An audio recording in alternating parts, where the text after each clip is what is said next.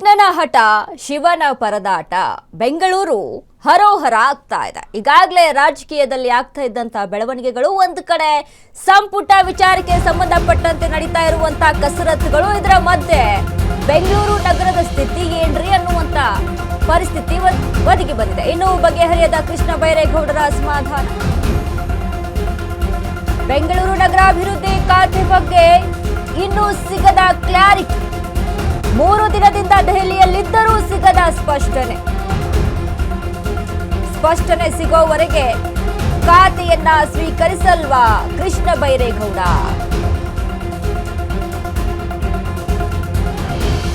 ಕೃಷ್ಣನ ಹಠ ಶಿವನ ಪರದಾಟ, ಬೆಂಗಳೂರು ಹರೋಹರ ಆಗ್ತಾ ಇದೆ. ಇನ್ನೂ ಬಗೆಹರಿಯದ ಕೃಷ್ಣ ಬೈರೇಗೌಡರ ಅಸಮಾಧಾನ, ಬೆಂಗಳೂರು ನಗರಾಭಿವೃದ್ಧಿ ಖಾತೆ ಬಗ್ಗೆ ಇನ್ನೂ ಸಿಗದ ಕ್ಲಾರಿಟಿ, 3 ದಿನದಿಂದ ದೆಹಲಿಯಲ್ಲಿದ್ದರೂ ಕೂಡ ಸ್ಪಷ್ಟನೆ ಇಲ್ಲ.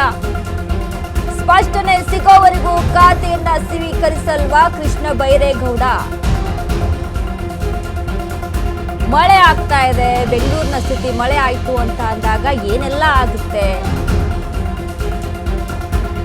ಜನಸಾಮಾನ್ಯರು ಪರದಾಟ ಅಲ್ಲಿ, ಇದನ್ನೆಲ್ಲ ನೋಡ್ಕೊಳ್ಬೇಕು ಅಂತ ಅಂದ್ರೆ, ಇದ್ರ ಬಗ್ಗೆ ಗಮನ ಹರಿಸ್ಬೇಕು ಅಂತ ಅಂದ್ರೆ ಬೆಂಗಳೂರಿನ ಸ್ಥಿತಿಯ ಬಗ್ಗೆ ಅಲ್ಲಿ ನೋಡ್ಕೊಳ್ಬೇಕು, ಏನಾಗ್ತಾ ಇದೆ ಏನಾಗ್ತಾ ಇಲ್ಲ. ಬಟ್ ಒಂದು ಕ್ಲಾರಿಟಿ ಬೇಕಲ್ವಾ? ಆ ಸ್ಥಾನಕ್ಕೆ ಯಾರು ಅಧಿಕಾರಿ, ಯಾರು ನಾಯಕ ಅನ್ನುವಂಥದ್ದು. ಬೆಂಗಳೂರು ನಗರಾಭಿವೃದ್ಧಿ ವಿಚಾರಕ್ಕೆ ಸಂಬಂಧಪಟ್ಟಂತೆ ಒಂದು ಕಡೆ ರಾಮಲಿಂಗಾರೆಡ್ಡಿ ಅಸಮಾಧಾನಗೊಂಡು ಸಚಿವ ಸ್ಥಾನಕ್ಕೆ ರಾಜೀನಾಮೆಯನ್ನ ಕೊಟ್ಟರು. ಅದಾದ ಮೇಲೆ ಸುರ್ಜೇವಾಲಾ ಮಾತನಾಡಿದ್ರು, ಎಲ್ಲವೂ ಕೂಡ ಶಮನ ಆಗಿದೆ, ರಾಜೀನಾಮೆಯನ್ನು ವಾಪಸ್ ತೆಗೆದುಕೊಳ್ತಾರೆ ಅಂತ ಹೇಳಿದ್ರು. ಬಟ್ ಇಲ್ಲಿ ಕೃಷ್ಣ ಬೈರೇಗೌಡಗೆ ಒಂದ್ ಕಡೆ ಅಸಮಾಧಾನ. ಬೆಂಗಳೂರು ನಗರಾಭಿವೃದ್ಧಿ ಖಾತೆಯನ್ನ ಕೊಟ್ಟಿದ್ದು ಕೃಷ್ಣ ಬೈರೇಗೌಡರಿಗೆ, ಯಾವುದೇ ಕಾರಣಕ್ಕೂ ನಾನು ಬಿಟ್ಟು ಕೊಡೋದಿಲ್ಲ ಅಂತ ಹೇಳಿದ್ರು. ಬಟ್ ಇಷ್ಟೆಲ್ಲ ಜಟಾಪಟಿಯ ನಡುವೆ ಅಸಮಾಧಾನ ಭುಗಿಲೆದ್ದಿದೆ.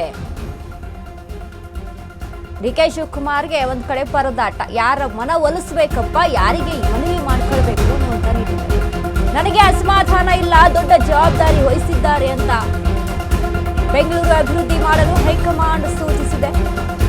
ಕೃಷ್ಣ ಬೈರೇಗೌಡ ಹೇಳಿರುವಂತ ಸ್ಪಷ್ಟತೆ ಇದ್ರೆ ನಿರೀಕ್ಷೆಯಷ್ಟು ಕೆಲಸ ಮಾಡಬಹುದು, ಇಲ್ಲವಾದ್ರೆ ನಿರೀಕ್ಷೆಗೆ ತಕ್ಕಂತೆ ಕೆಲಸ ಆಗಲ್ಲ ಎಂದ ಕೃಷ್ಣ ಬೈರೇಗೌಡ. ಗೊಂದಲ ಬಗೆಹರಿಯುವವರೆಗೂ ಖಾತೆ ಸ್ವೀಕರಿಸಲ್ವಾ ಎಂಬ ಪ್ರಶ್ನೆಗೆ ಕೃಷ್ಣ ಬೈರೇಗೌಡ ಮುಗುಳು ನಕ್ಕು ಹೊರಟ ಸಚಿವ ಕೃಷ್ಣ ಬೈರೇಗೌಡ. ಕ್ಲಾರಿಟಿ ಬೇಕಲ್ರಿ, ಜವಾಬ್ದಾರಿ, ದೊಡ್ಡ ಜವಾಬ್ದಾರಿ. ಬೆಂಗಳೂರು ನಗರಾಭಿವೃದ್ಧಿ ಖಾತೆ ಅಂತ ಅಂದ್ರೆ ಒಳ್ಳೆ ರೀತಿಯ ಕೆಲಸ ಮಾಡಬೇಕು, ಅಲ್ಲಿ ಅಭಿವೃದ್ಧಿ ಕಾರ್ಯಗಳಾಗಬೇಕು ಅಂತ ಅಂದ್ರೆ ಕ್ಲಾರಿಟಿ ಸಿಗಬೇಕು. ಸ್ಪಷ್ಟತೆ ಇದ್ರೆ ನಿರೀಕ್ಷೆಯಷ್ಟು ಕೆಲಸ ಮಾಡ್ಬೋದು. ಸ್ಪಷ್ಟತೆನೇ ಇಲ್ಲ ಅಂತ ಅಂದಾಗ, ಕ್ಲಾರಿಟಿ ಇಲ್ಲ ಅಂತ ಅಂದಾಗ ಕೆಲಸ ಹೇಗೆ ಅಲ್ಲಿ ಸುಗಮವಾಗುತ್ತೆ ಅಂತ ಕೃಷ್ಣ ಬೈರೇಗೌಡ ಹೇಳಿರುವಂತಹ ಮಾತಿದು.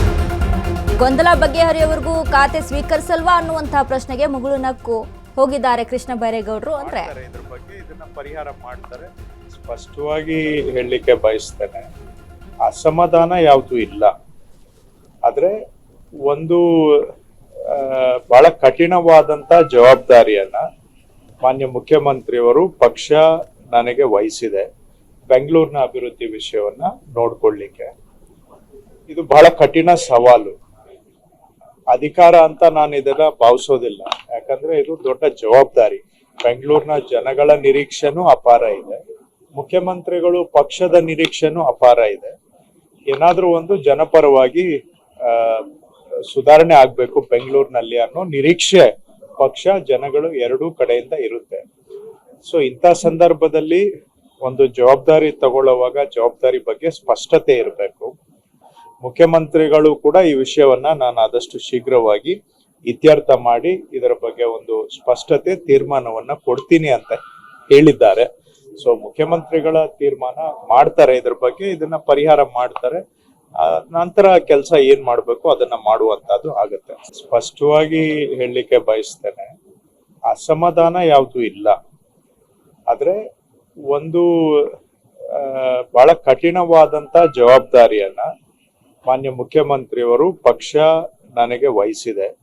ಬೆಂಗಳೂರಿನ ಅಭಿವೃದ್ಧಿ ವಿಷಯವನ್ನ ನೋಡ್ಕೊಳ್ಳಿಕ್ಕೆ. ಇದು ಬಹಳ ಕಠಿಣ ಸವಾಲು. ಅಧಿಕಾರ ಅಂತ ನಾನು ಇದನ್ನ ಭಾವಿಸೋದಿಲ್ಲ. ಯಾಕಂದ್ರೆ ಈ ಬಗ್ಗೆ ಮತ್ತಷ್ಟು ಅಪ್ಡೇಟ್ಸ್ ಅನ್ನ ಕೊಡ್ತಾರೆ ನಮ್ಮ ಪ್ರತಿನಿಧಿ ದೀಪಾ. ದೀಪ, ಒಂದ್ ಕಡೆ ಬೆಂಗಳೂರು ನಗರಾಭಿವೃದ್ಧಿ ಖಾತೆ ವಿಚಾರಕ್ಕೆ ನಡೆದಂತಹ ಜಟಾಪಟಿಗಳು, ಇದೀಗ ಕೃಷ್ಣ ಬೈರೇಗೌಡರ ಅಸಮಾಧಾನ ಕೂಡ, ಏನೆಲ್ಲ ಅಪ್ಡೇಟ್ಸ್ ಇದೆ ದೀಪಾ ಈ ವಿಚಾರಕ್ಕೆ ಸಂಬಂಧಪಟ್ಟಂತೆ?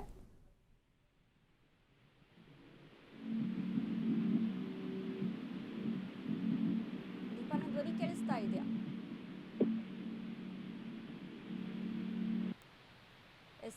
ಸಂಪರ್ಕ ಕಡಿತಗೊಂಡಿದೆ. ಈಗಾಗಲೇ ಬೆಂಗಳೂರು ನಗರಾಭಿವೃದ್ಧಿ ಖಾತೆಯ ವಿಚಾರಕ್ಕೆ ನಡೆದಂತಹ ಜಟಾಪಟಿ ಎಲ್ಲರಲ್ಲೂ ಕೂಡ ಅಸಮಾಧಾನ ಇದೆ. ರಾಜಕೀಯ ಬೆಳವಣಿಗೆಗಳನ್ನ ಏನು ಗಮನಿಸ್ತಾ ಇದ್ದೀವಿ. ಒಂದ್ ಕಡೆ ಮುನಿಯಪ್ಪ ಕೂಡ ಅಸಮಾಧಾನವನ್ನು ವ್ಯಕ್ತಪಡಿಸಿದ್ರು, ಮತ್ತೊಂದು ಕಡೆ ಇವರಿಗೆ ಸಚಿವ ಸ್ಥಾನ ಬೇಕು ಅನ್ನುವಂಥ ನಿಟ್ಟಿನಲ್ಲಿ ಈಗ ಏನು 2ನೇ ಪಟ್ಟಿ ರಿಲೀಸ್ ಆಗಬೇಕಲ್ಲ, ಅದರಲ್ಲಿ ಸಂತೋಷ್ ಲಾಡ್ ಬೆಂಬಲಿಗರಾಗಿರ್ಬೋದು, ಜಮೀರ್ ಅಹಮದ್ ಖಾನ್ ಬೆಂಬಲಿಗರಾಗಿರ್ಬೋದು, ಮಹದೇವಪ್ಪ ಬೆಂಬಲಿಗರಾಗಿರ್ಬೋದು, ಇವರಿಗೆ ಸಚಿವ ಸ್ಥಾನ ಬೇಕು ಅನ್ನುವಂಥ ಜಟಾಪಟಿ. ಇದೆಲ್ಲದರ ನಡುವೆ 2 ವರ್ಷ ಇರುವಂಥ ಸರ್ಕಾರ ಬರೀ ಇದರಲ್ಲೇ ಕಾಲ ಕಳೆದು ಬಿಟ್ರೆ ಅಭಿವೃದ್ಧಿ ಅನ್ನುವಂಥದ್ದು ಎಲ್ಲಿ ಅನ್ನುವಂಥ ಪ್ರಶ್ನೆಯನ್ನ ಜನ ಮಾಡ್ತಾ ಇದ್ದಾರೆ. ಮತ್ತೆ ನಮ್ಮ ಪ್ರತಿನಿಧಿ ದೀಪಾ ನಮ್ಮ ಜೊತೆ ಇದೀಗ ಸಂಪರ್ಕದಲ್ಲಿರುವಂಥದ್ದು. ದೀಪಾ, ಒಂದ್ ಕಡೆ ಈಗ ಕೃಷ್ಣ ಬೈರೇಗೌಡರ ಅಸಮಾಧಾನ, ಏನೆಲ್ಲ ಬೆಳವಣಿಗೆಗಳು ಕಾಣಿಸ್ತಾ ಇದೆ ಸರ್ಕಾರದಲ್ಲಿ? ವನಿತಾ 3 ದಿನಗಳ ಕಾಲ ದೆಹಲಿ ಪ್ರವಾಸದಲ್ಲೇ ಇದ್ದಂತಹ ಕೃಷ್ಣ ಬೈರೇಗೌಡರಿಗೆ ಯಾವುದೇ ಸ್ಪಷ್ಟತೆಯನ್ನು ಕೂಡ ಸಿಕ್ಕಿಲ್ಲ. ಪ್ರಮುಖವಾಗಿ ಹೈಕಮಾಂಡ್ ನಾಯಕರ ಮುಂದೆ ತಮ್ಮದೇನು ನಿಲುವು ಎಲ್ಲವನ್ನೂ ಕೂಡ ಹೇಳಿ ಬಂದಿರುವಂತದ್ದು. ಜೊತೆಗೆ ಸಿಎಂ ಕೂಡ ಇದನ್ನ 2 ದಿನದಲ್ಲಿ ಬಗೆಹರಿಸ್ತೇವೆ ಅನ್ನುವಂತಹ ಮಾತುಗಳನ್ನು ಕೂಡ ಹೇಳಿದ್ದಾರೆ ಅನ್ನುವಂಥದ್ದು ಇದೆ. ಹಾಗಾಗಿ ಸ್ಪಷ್ಟನೆ ಸಿಗೋವರೆಗೂ ಖಾತೆ ಯಾವುದನ್ನು ಕೂಡ ನಿಭಾಯಿಸದೇ ಇರೋದು ಅಥವಾ ಸ್ವೀಕರಿಸದೇ ಇರೋದಕ್ಕೆ ಈಗ ಕೃಷ್ಣ ಬೈರೇಗೌಡರು ತೀರ್ಮಾನ ಮಾಡಿದ್ದಾರೆ. ಪ್ರಮುಖವಾಗಿ ಅವ್ರು ಇವತ್ತು ಮಾತನಾಡ್ತಾ ಹೇಳ್ತಾ ಇದ್ದಂತಹ ವೇಳೆಯಲ್ಲೂ ಕೂಡ ಅಸಮಾಧಾನ ಇಲ್ಲ, ಕಠಿಣವಾದ ಜವಾಬ್ದಾರಿ ವಹಿಸಿದ್ದಾರೆ, ಅಭಿವೃದ್ಧಿ ಮಾಡಲು ಸೂಚಿಸಿದೆ. ಈ ಒಂದು 2 ಇಲಾಖೆಗಳನ್ನ ಹೊರತುಪಡಿಸಿಕೊಟ್ರೆ ಅದು ಸರಿ ಆಗೋದಿಲ್ಲ ಅನ್ನುವಂತಹದ್ದು. ಜೊತೆಗೆ ಸಿಎಂ ಕೂಡ ಈ ಬಗ್ಗೆ ತೀರ್ಮಾನ ಮಾಡ್ತಾರೆ ಅನ್ನುವಂತಹ ಮಾತನ್ನು ಕೂಡ ಹೇಳಿದ್ದಾರೆ. ಜೊತೆಗೆ ಗೊಂದಲ ಬಗೆಹರಿಯೋವರೆಗೂ ಕೂಡ ಖಾತೆ ನಿಭಾಯಿಸಲ್ವಾ ಅನ್ನುವಂತಹ ಪ್ರಶ್ನೆ ಕೇಳಿದಾಗ್ಲೂ ಕೂಡ ಮುಗುಳ್ನಕ್ಬಿಟ್ಟು ಹೋಗಿದ್ದಾರೆ. ಅಲ್ಲಿಗೆ ಒಂದಂತೂ ಸ್ಪಷ್ಟನೆ, ಎಸ್ಪೆಷಲಿ BMRDA ಮತ್ತೆ ಏನು BDA 2 ಇಲಾಖೆಗಳನ್ನ ವಹಿಸುವವರೆಗೂ ಅಂದ್ರೆ ಒಟ್ಟಾಗಿ ಕೊಡುವವರೆಗೂ ಕೂಡ ಅವರು ಖಾತೆಯನ್ನ ಸ್ವೀಕರಿಸೋದಿಲ್ಲ ಅನ್ನುವಂತಹದ್ದಂತೂ ಸ್ಪಷ್ಟ. ಇದು ಹೀಗೆ ಮುಂದುವರೆದ್ರೆ ಮುಂಬರುವಂತಹ ದಿನಗಳಲ್ಲಿ, ಯಾಕಂದ್ರೆ ಮಳೆಗಾಲ ಶುರುವಾಗಿದೆ, ಬೆಂಗಳೂರಲ್ಲಿ ಸಾಕಷ್ಟು ಯೋಜನೆಗಳು ಬಾಕಿ ಇದೆ, ಕಾಮಗಾರಿಗಳು ಬಾಕಿ ಇದೆ. ಇದು ಹೀಗೆ ಮುಂದುವರೆದ್ರೆ ಮುಂಬರುವಂತಹ ದಿನಗಳಲ್ಲಿ ಈ ಕಾಮಗಾರಿಗಳು ನಡೆಸೋದು ಅಥವಾ ಕೆಲಸ ಮಾಡಿಸೋದು ತಡವಾಗುತ್ತೆ. ಅದು ಕೂಡ ಜನರ ಮೇಲೆನೆ ಒಂದಿಷ್ಟು ಪರಿಣಾಮ ಬೀರುತ್ತೆ ಅನ್ನೋದ್ರಲ್ಲಿ ಯಾವುದೇ ಅನುಮಾನ ಇಲ್ಲ. ಹೀಗಾಗಿ ಸಹಜವಾಗಿ ಈ ಒಂದು ವಿಚಾರವಾಗಿ ಕೃಷ್ಣ ಬೈರೇಗೌಡರು ಇಲ್ಲಿಯವರೆಗೂ ಕಾದಿರುವಂತಹದ್ದಿದೆ. ಈಗ ಏನ್ ಮಾಡ್ತಾರೆ ಅನ್ನುವಂತಹದ್ದು ಕೂಡ ಕುತೂಹಲ ಮೂಡಿಸಿದೆ ವನಿತಾ. ಥ್ಯಾಂಕ್ ಯು ದೀಪಾ, ನಿಮ್ಮೆಲ್ಲ ಅಪ್ಡೇಟ್ಸ್ಗೆ.